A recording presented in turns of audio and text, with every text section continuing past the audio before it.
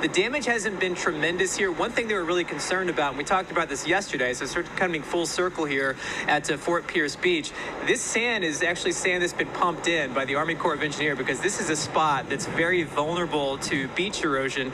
And you can see actually this little cliff of sand that has formed. I'm actually going to jump down here just to kind of show you because it might be hard to see. My photographer is going to jump down here as well, and you can sort of see how steep this is.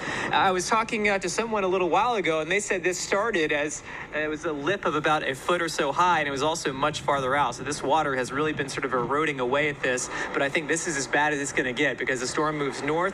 Winds are going to start pushing this way, but I tell you what, after talking to a lot of folks out here, as Dorian has just been spinning for days and days, they are ready for it to go away. Hurricane Dorian's rain bands, one after another, washing ashore in waves as the monster storm lurks only miles off the coast of Fort Pierce. The first sign of Dorian's power visible early this morning as the rising tide and surge push this sailboat onto the sand.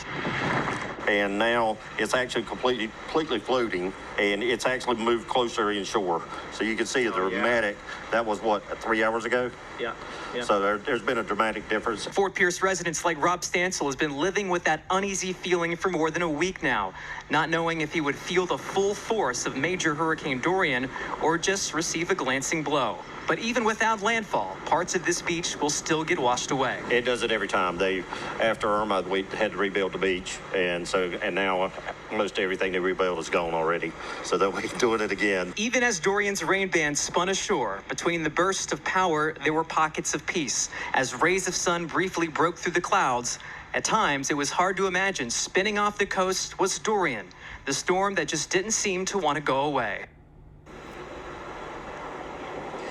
And finally, Dorian is going away. We started this morning, and it was moving at 0. It was stationary, and it feels like they've been in the forecast cone down here ever since last week. There was a time when this spot here in Fort Pierce was the middle of that forecast cone 5 days out with what could have been a Category 5 hurricane right over this area. Thankfully, it moved a little bit farther offshore, and now on the move to the north and west, faster than 0, now moving at 6, as conditions should start to improve here over the next couple of days. Live from Fort Pierce, I'm meteorologist Jason Dunning. Back to you.